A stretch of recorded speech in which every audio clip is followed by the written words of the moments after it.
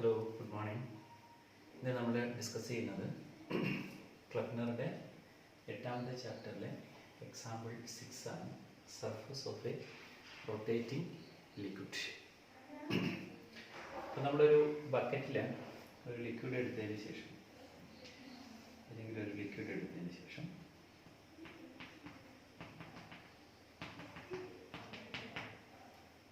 ഈ ബക്കറ്റ് നമ്മളിങ്ങനെ റൊട്ടേറ്റ് ചെയ്യും. So with some angular velocity omega. ഇങ്ങനെ റൊട്ടേറ്റ് ചെയ്യുമ്പോൾ നമുക്കറിയാം ഇതിൻ്റെ വാട്ടറിൻ്റെ സർഫസിൽ ചേഞ്ച് ഉണ്ടാവും. എങ്ങനെയാണ് ആ മാറ്റം ഉണ്ടാവുന്നത് എന്ന് നമുക്കറിയാം. ഇതിൻ്റെ സെൻറ്റർ പോർഷൻ ഇങ്ങനെ കുഴിഞ്ഞു വരികയും സൈഡ് ഇങ്ങനെ ഉയർന്നു വരികയും ചെയ്യും. So it will take A shape like this. ഇവിടെ ഏത് ഷേപ്പിലേക്കാണ് ഈ സർഫസ് വരിക എന്നുള്ളതാണ് നമ്മൾ അന്വേഷിക്കുന്നത്. അതിൻ്റെ പിറകിലെ ഫിസിക്സ് എന്താണ് എന്നുള്ളതാണ് നമ്മൾ ഈ എക്സാമ്പിളിൽ അന്വേഷിക്കുന്നത്. ഇപ്പോൾ സെൻറ്റർ ഇങ്ങനെ കുഴിഞ്ഞു വരും, സൈഡ് ഇങ്ങനെ ഉയർന്നു വരികയും ചെയ്യും. നമുക്കറിയുന്നൊരു കാര്യം, ഇതിനിങ്ങനെ റൊട്ടേറ്റ് ചെയ്യുമ്പോൾ ഈ മീഡിയത്തിലുള്ള ഓരോ റീജിയനിലുള്ള വാട്ടർ മോളിക്യൂൾസും, നമുക്കിതിനെ വേണമെങ്കിൽ വാട്ടർ മോളിക്യൂൾസ് എന്നല്ല, ചെറിയ വോളിയംസ് ആയിട്ട് നമുക്ക് ഈ വാട്ടർ സർഫസിലുള്ള വാട്ടറെ നമുക്കിങ്ങനെ ഡിവൈഡ് ചെയ്യാം. ഓരോ ചെറിയ വോളിയത്തിനും ഒരു പർട്ടിക്കുലർ മാസ് ഉണ്ട്. സേ എം ആണ് മാസ് എന്ന് വിചാരിക്കാം. ഇതിങ്ങനെ റൊട്ടേറ്റ് ചെയ്യുമ്പോൾ ഇതൊക്കെ ഇങ്ങനെ റൊട്ടേറ്റ് ചെയ്യാൻ ആരംഭിക്കും. അപ്പം നമുക്കറിയാവുന്ന ഒരു കാര്യം, ഒരു പാർട്ടിക്കിൾ ഒരു സർക്കുലർ പാത്തിലേക്ക് മൂവ് ചെയ്യണമെങ്കിൽ അതെന്ത് ചെയ്യണം? It should provide a force towards the center of the circular path. That is called the centripetal force. If m is the mass of the particle, r is the radius of the circular path, and omega is the angular velocity with which it is rotating, then it should provide a centripetal force m omega squared r. That should be towards the center of the circular path. That much force it has to provide. Now, ഈ water surface bucket ഇങ്ങനെ നമ്മൾ rotate ചെയ്യാൻ തുടങ്ങുമ്പോൾ ഇതിലുള്ള ഓരോ റീജിയനിലുള്ള ഓരോ ചെറിയ പോർഷനിലുള്ള വാട്ടറും ഈ സർക്കുലർ പാത്തിൽ കൂടി റൊട്ടേറ്റ് ചെയ്യണമെങ്കിൽ that also should provide a centripetal force. അപ്പോൾ നമ്മളൊരു ബസ്സിൽ യാത്ര ചെയ്യുമ്പോൾ സ്ട്രെയിറ്റ് ആയിട്ട് പോകുന്ന ഒരു പാത്തിൽ കൂടി നമ്മളൊരു ബസ്സിൽ ഇങ്ങനെ യാത്ര ചെയ്യാണ്. നമ്മൾ ആ ബസ്സിലൊരു പാസഞ്ചറാണ്. ഇങ്ങനെ എത്തിയിട്ട് ബസ് വേറൊരു ഡീവിയേഷൻ ഇങ്ങനെ എടുത്തു കഴിയുമ്പോൾ നമ്മൾക്ക് എന്താ സംഭവിക്കുന്നത്? യഥാർത്ഥത്തിൽ ബസ് ഇങ്ങനെ ടേൺ ചെയ്ത് ഇങ്ങോട്ട് പോകുന്നു. നമ്മളെല്ലാം ഇതിൻ്റെ പുറത്തേക്ക് ഇങ്ങനെ തള്ളപ്പെടുന്നതായിട്ട് നമുക്ക് ഫീൽ ചെയ്യും. അപ്പോൾ ബസ്സിനെ അപേക്ഷിച്ചിട്ട് നമ്മളുടെ മുകളിൽ ഒരു ഫോഴ്സ് അനുഭവപ്പെടുന്നതായിട്ട് നമുക്ക് തോന്നും. ആ ഫോഴ്സാണ് നമ്മൾ സെൻട്രിഫ്യൂഗൽ ഫോഴ്സ് എന്ന് പറയുന്നത്.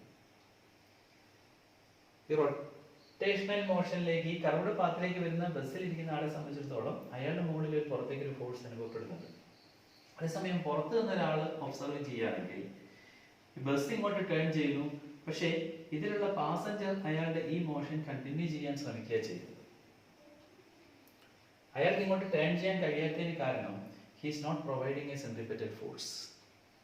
ഇപ്പോൾ ബസ് ടേൺ ചെയ്യുമ്പോൾ നമ്മുടെ സൈഡിലേക്ക് തെറിച്ചു പോവുകയും ബസ്സിന്റെ ബോഡിയിലേക്ക് പോയിട്ട് ഇങ്ങനെ തള്ളി പുഷ് ചെയ്യുകയും ചെയ്യുമ്പോൾ അതിന്റെ റിയാക്ഷൻ ആണ് നമുക്ക് ആവശ്യമുള്ള സെൻട്രിപെറ്റൽ ഫോഴ്സ് പ്രൊവൈഡ് ചെയ്യുകയും ബസ്സിനൊപ്പം നമ്മൾ ടേൺ ചെയ്യുകയും ചെയ്യുന്നു.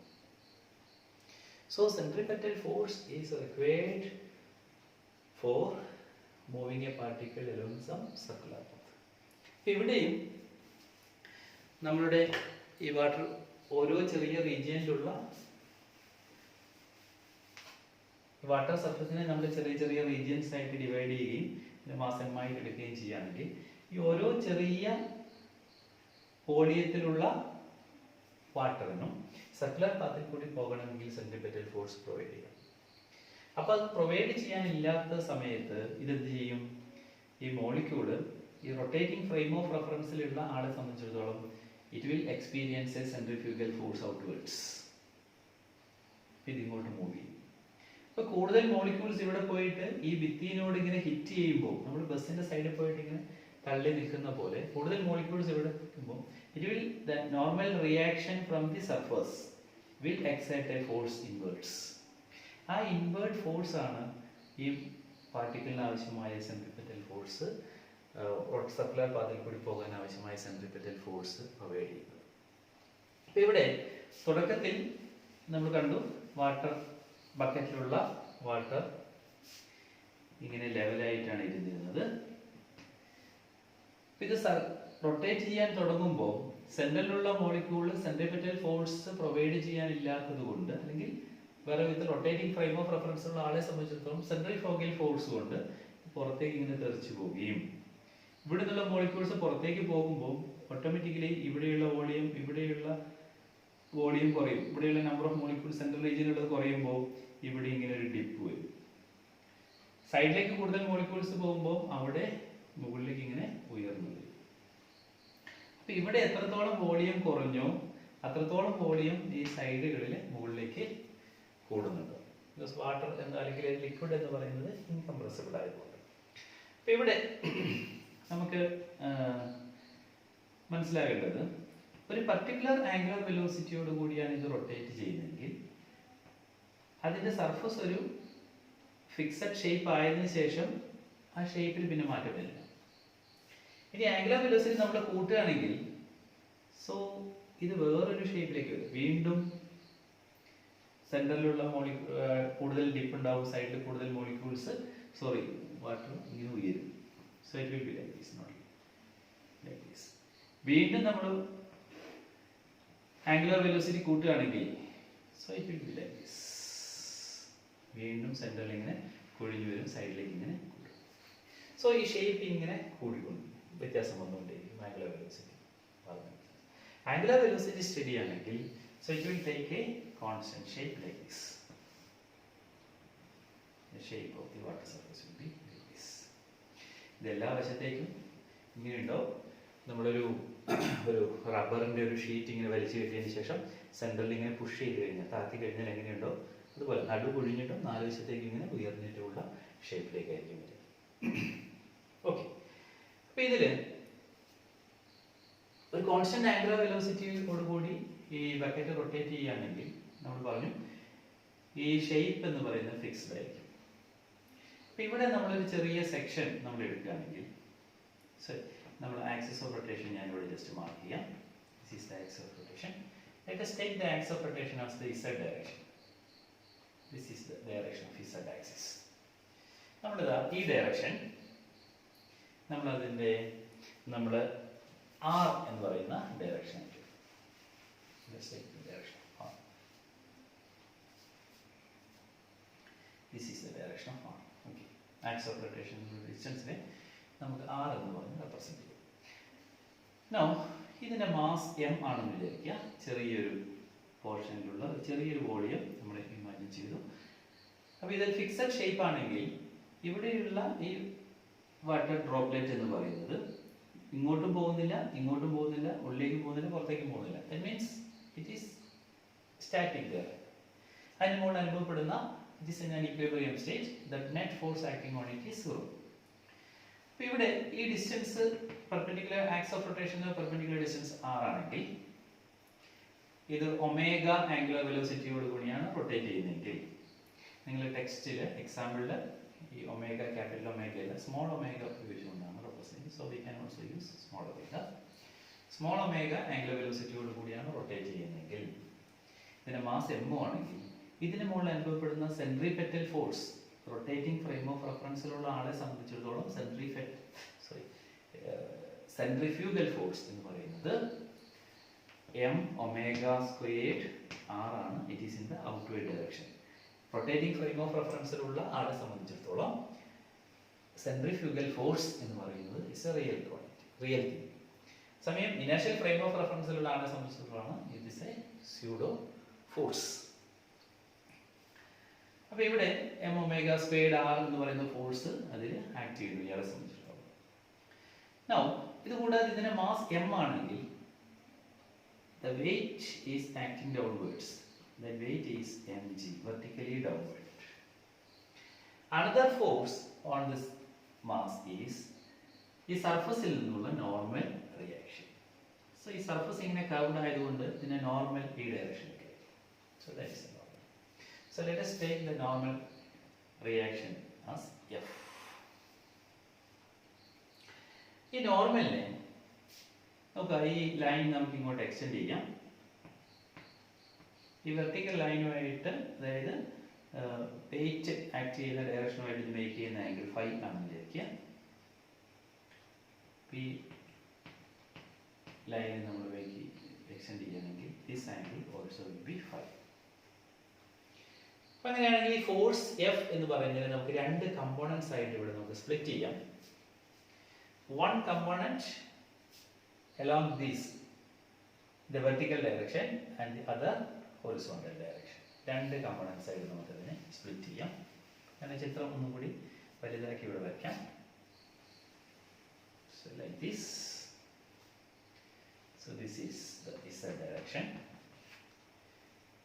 Taking the angular velocity omega. So this is point. Weight is acting downwards mg. The normal reaction is in this direction, say F. The angle between mg and F is phi. So this angle also will be phi. So we can split this into two components. What is this component? This will be F cos phi. The perpendicular component in this direction, this will be F sin phi. Now, if this distance is r, the centrifugal force acting on this mass is m omega squared r with respect to the rotating frame of reference. Now, rotating frame of reference illulla oru observer ഈ ചെറിയ volume എലമെന്റിന്റെ മുകളിൽ അനുഭവപ്പെടുന്ന ഫോഴ്സുകൾ നോക്കുമ്പോൾ m omega squared r, the centrifugal force is balanced by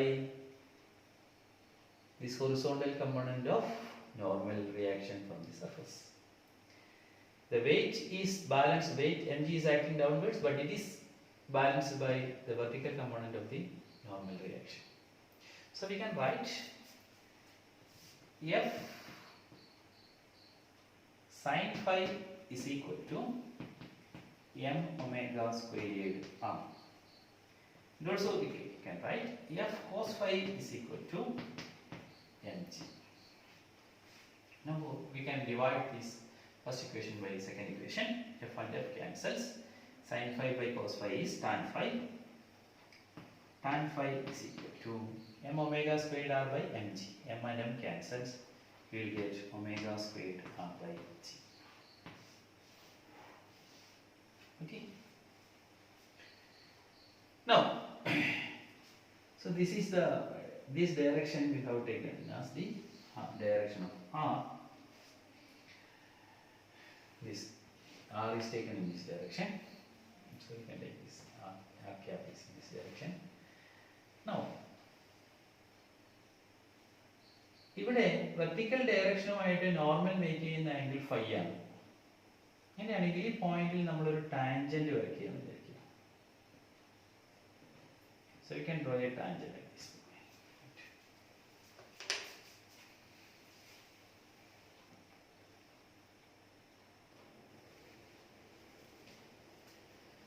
Okay. ഈ tangent ഞാൻ വേറൊരു colour കൊണ്ട് വരയ്ക്കാം, കുറച്ചും കൂടി ക്ലിയർ ആയിട്ട് കാണാൻ വേണ്ടി. Okay, this is the curve. The surface of water is this. So you can draw a tangent at this point.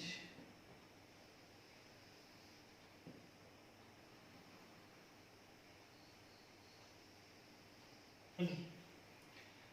Now, okay. ഈ സർഫസിന്റെ ടാൻജന്റ് എന്ന് പറയുമ്പോൾ സർഫസിന്റെ നോർമൽ ഈ പോയിന്റിലെ നോർമൽ എന്ന് പറയുന്നത് ടാൻജന്റിലെ നോർമൽ ആയിരിക്കും. Okay, so that this is the normal to the surface. അത് ഈ വെർട്ടിക്കൽ ലൈനുമായിട്ട് മേക്ക് ചെയ്യുന്ന ആംഗിൾ എന്ന് പറയുന്നത് ഇതിന്റെ നോർമൽ ഇതുമായിട്ട് മേക്ക് ചെയ്യുന്ന ആംഗിൾ എന്ന് പറയുന്നത് ഫൈ ആണ്. So this and this total angle is 90 degree.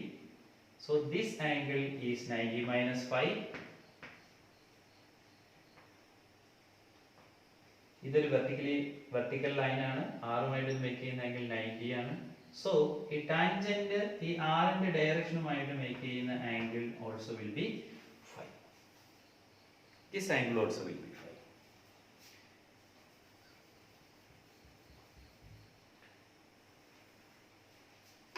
Okay.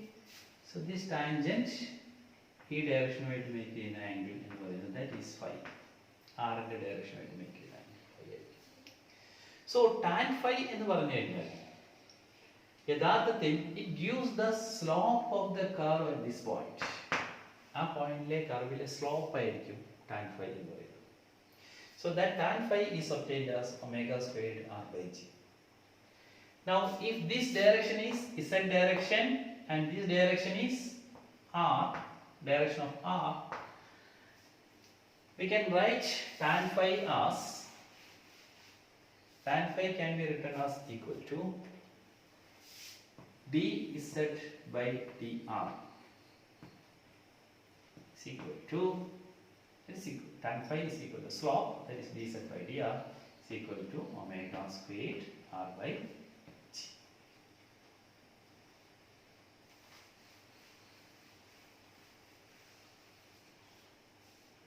Now we can write dz is equal to omega squared r by g into dr. Integrate this equation, we will get z is equal to omega squared r squared by 2g plus some constant of integration c. Some constant of integration c. Now in this case, so ഇത് ഞാൻ തൽക്കാലം മായ്ച്ചു കളയാം.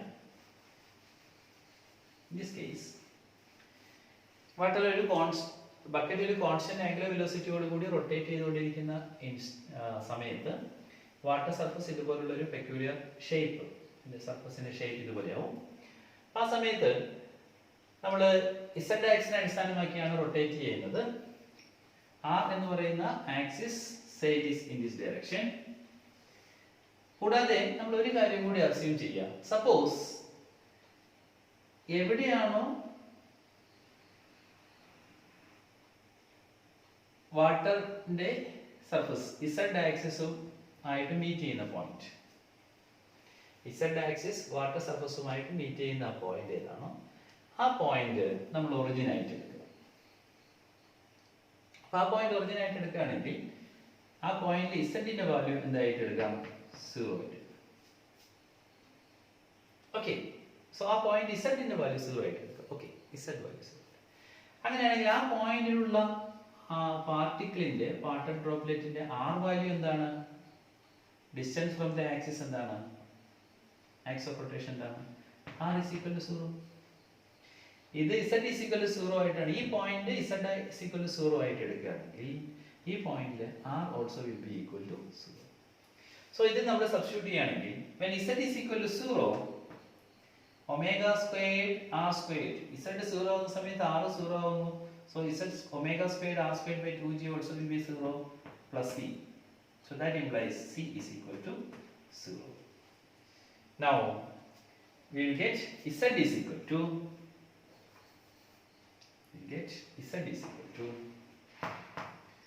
omega squared r squared divided by 2g. So this is the result we are getting in the example 8.6 of problem. Now what is the shape? So this is of the form omega squared is a constant, g is a constant. So omega squared by 2g is a constant, some constant into r squared. So this is the equation of a parabola. ഇപ്പോൾ ഇവിടെ water സർഫസിലെ ഒരു 2 dimensional പ്ലെയിനിലുള്ള shape മാത്രമേ നമ്മൾ imagine ചെയ്തുള്ളൂ. Water shape സർഫസിന്റെ shape എന്ന് പറഞ്ഞാൽ 3 dimension. ഈ പരാബോളയെ നമ്മളൊന്ന് റൊട്ടേറ്റ് ചെയ്ത് കഴിഞ്ഞാൽ കിട്ടുന്ന ഷേപ്പ് ആയിരിക്കും വാട്ടർ സർഫസിന്റെ shape. So the shape of the water surface will be paraboloid. So this much is the discussion. So this much is discussed in example 8.6. ഇതിൻ്റെ കൂടെ ഞാനൊരു വീഡിയോ നിങ്ങളുമായിട്ട് ഷെയർ ചെയ്തിരുന്നു.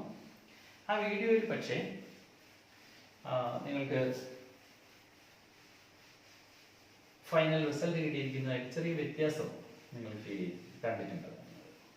അപ്പം അതെന്താണെന്ന് കൂടി ഞാൻ പറയാം. ഇവിടെ ബക്കറ്റിൽ വെള്ളം എടുക്കുന്നു. പിന്നെ വാട്ടർ സർഫസ് ഇതാണ്. So this is rotating with some angular velocity omega. ഈ എക്സാമ്പിൾ മാത്രമേ നമ്മൾ angular velocity omega, small omega ആയിട്ട് പറയുന്നുള്ളൂ. മറ്റെല്ലാം ക്യാപിറ്റൽ ഒമേഗ ആയിട്ടാണ് പറയുന്നത്. ഏതെടുത്താലും പ്രശ്നമില്ല, നിങ്ങൾക്ക് മനസ്സിലായാൽ മതി. ഓക്കെ, ഇപ്പം ഇവിടെ ഇതാണ് റൊട്ടേറ്റ് ചെയ്യുന്നതിന് മുമ്പ് വാട്ടറിന്റെ സർഫസ് ഇതായിരുന്നു. ഇത് റൊട്ടേറ്റ് ചെയ്യാൻ തുടങ്ങുമ്പോൾ വാട്ടറിന്റെ സർഫസ് ഇതാ ഇങ്ങനെയുള്ള ഒരു ഷേപ്പിലേക്ക് വരും. ഓക്കെ, സെന്റർ കുഴിയുന്നു, സൈഡ് ഇങ്ങനെ വീഴുന്നു. അപ്പൊ നമ്മള് നേരത്തെ കേസിൽ ഒറിജിൻ ആയിട്ട് എടുത്തത് ഈ പോയിന്റ് ആയിരുന്നു. ഇസഡ് ആക്സിസ് വാട്ടർ സർഫസുമായിട്ട് മീറ്റ് ചെയ്യുന്ന പോയിന്റ് ആണ് ഒറിജിൻ ആയിട്ട് എടുത്തത്. നേരെ മറിച്ച് നമ്മള് ഈ ഒറിജിൻ ആയിട്ട് എടുക്കുന്നത് റൊട്ടേഷന് മുമ്പുള്ള ഹൊറിസോണ്ടൽ ആയിട്ട് വാട്ടർ സർഫസ് ഉണ്ടായിരുന്ന സമയത്ത് ഇസഡ് ആക്സിസ് വാട്ടറുമായിട്ട് മീറ്റ് ചെയ്യുന്ന പോയിന്റ് ആണ് നമ്മൾ ഒറിജിൻ ആയിട്ട് എടുക്കുന്നത് വിചാരിക്കുക. Suppose we are taking this point as origin, Z is equal to 0. അത് ഇസഡ് ഈസ് ഈക്വൽ ടു 0 ആയിട്ട് എടുക്കുന്നത് വിചാരിക്കുക. അങ്ങനെയാണെങ്കിൽ ഈ എക്സ്പ്രഷനിൽ എന്താണ് മാറ്റം ഉണ്ടാവുക എന്നുള്ളതാണ് നമ്മൾ കാണുന്നത്. നമ്മൾ നേരത്തെ കിട്ടിയ ഇക്വേഷൻ നമുക്ക് ഇങ്ങനെയായിരുന്നു. Z is equal to omega squared r squared divided by 2g plus c എന്നുള്ളതായിരുന്നു. ആ കേസിൽ ഇത് ഒറിജിൻ ആയിട്ട് എടുത്തപ്പോൾ നമുക്ക് സിയുടെ വാല്യൂ 0 കിട്ടി. പക്ഷേ ഇവിടെയാണ് ഒറിജിൻ ആയിട്ട് എടുക്കുന്നതെങ്കിൽ സിയുടെ വാല്യൂ എന്തായിരിക്കും എന്നുള്ളത് നമുക്ക് കണ്ടുപിടിക്കാൻ ശ്രമിച്ചു. നമുക്ക് ഇവിടുന്ന് മനസ്സിലാവുന്ന ഒരു കാര്യം, നമുക്ക് ഇങ്ങനെ ഒരു ഫംഗ്ഷൻ ഉണ്ടെന്ന് വിചാരിക്കാം. So this is say x axis and this is y axis. Suppose this curve represents a function of x. Y is equal to f of x. Now, so this point corresponds to x1 and this point corresponds to x2. Integral x1 to x2 f of x dx അല്ലെങ്കിൽ y dx എന്ന് പറഞ്ഞാൽ എന്താണ് നമുക്ക് കിട്ടുക? Integral x1 to x2 y dx എന്ന് പറഞ്ഞാൽ we will get the area under this curve above the x axis. So this area is given by this equation integral x1 to x2 y dx.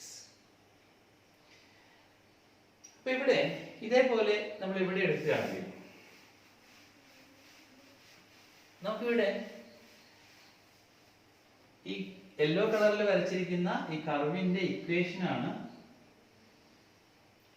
z is equal to omega squared r squared by 2g plus c. r എന്ന് പറഞ്ഞ ഈ direction. അപ്പോൾ നമുക്ക് z is equal to 0 ഇതാണെങ്കിൽ ഈ ഡയറക്ഷനിലേക്കുള്ള ഈ പോയിന്റിനെ നമുക്ക് പ്ലസ് r എന്ന് വിളിക്കാം.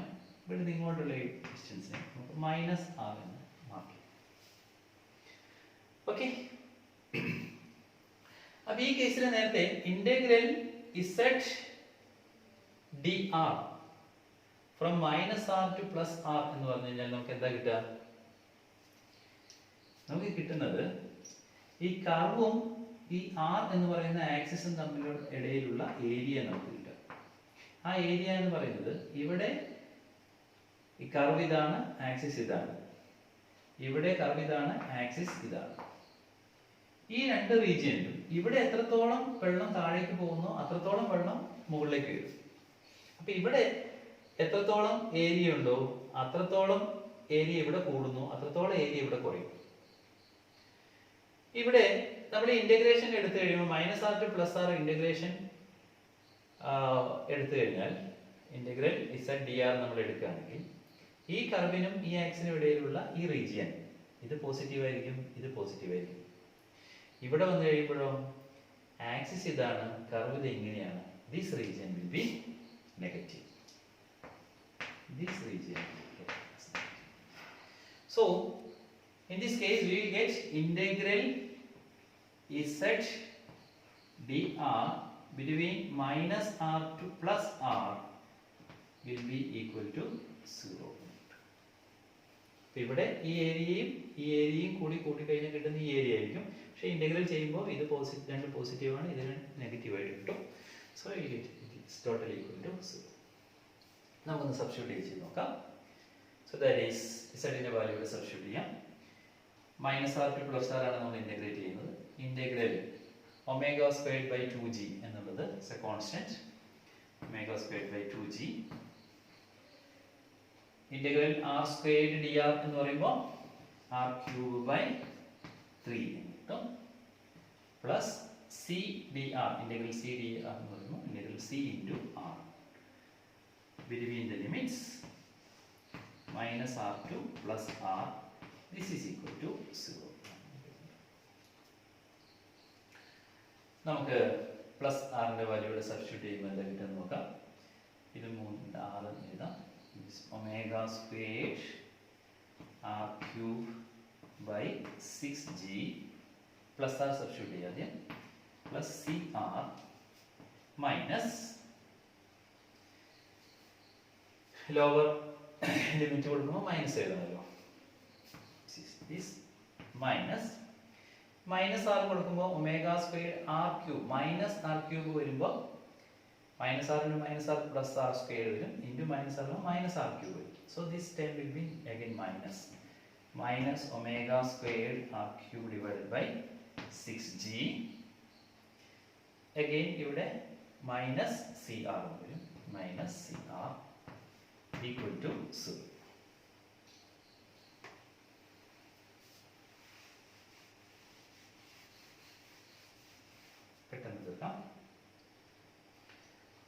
So what do you have?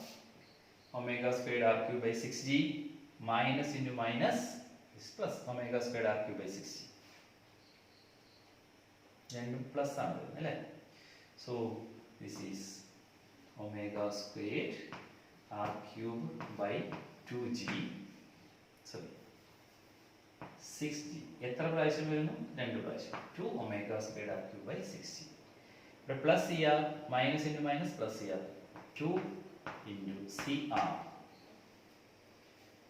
that is equal to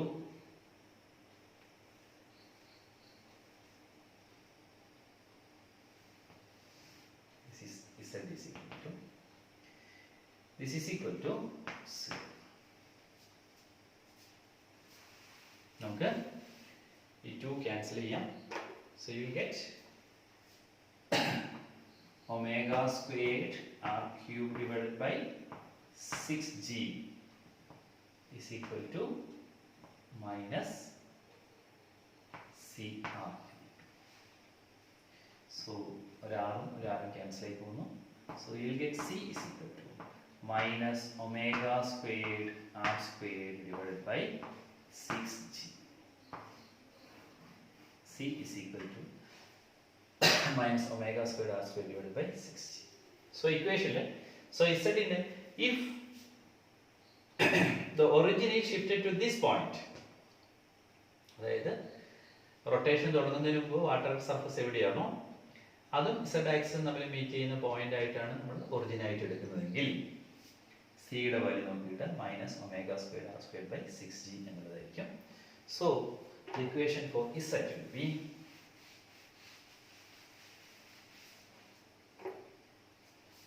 z is equal to omega squared r squared by 2g. എത്രയായിരുന്നു കിട്ടിയിരുന്നത്? Minus omega squared R squared divided by 6g. c ന്റെ വാല്യൂ നമുക്ക് കിട്ടിയിരുന്നത് minus omega squared r squared divided by 6g. So this will be the expression for the shape of the surface. So shape of surface ഇതും പരബോളയുടെ equation ആണ്, പക്ഷെ origin എന്ത് ചെയ്തിട്ടുണ്ട്, വേറെ പോയിന്റിലേക്ക് ഷിഫ്റ്റ് ചെയ്തിട്ടുണ്ട്. ഇതാണ് നമ്മുടെ ഇവിടെ ഒറിജിനായിട്ട് എടുത്തു കഴിയുമ്പോൾ കിട്ടുന്ന പരബോളയുടെ ഇക്വേഷൻ. അത് ഇവിടെ ഒറിജിനായിട്ട് എടുത്ത് കിട്ടുമ്പോൾ നമുക്ക് ഈ ടൈം 0 ആയിട്ട് കിട്ടും.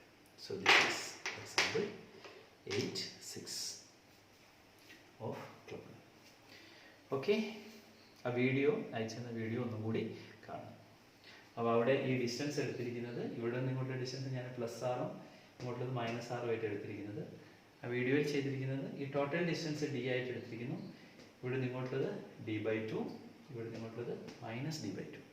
അപ്പോൾ അവിടെ അത് ഇൻ്റഗ്രേറ്റ് ചെയ്യുന്നത് -d/2 ടു +d/2 ആയി. അപ്പോൾ ആറിന് പകരം d/2 എന്ന് സബ്സ്റ്റിറ്റ്യൂട്ട് ചെയ്യേണ്ടി വരും. ഇപ്പോൾ d²/4 എന്ന് പറയും. അപ്പോൾ 24 വരും. ω² d²/24g എന്നുള്ളതായിരിക്കും നിങ്ങൾക്ക് വീഡിയോയിലെ എക്സ്പ്രഷനിൽ കാണാൻ കഴിയുക. Okay, by.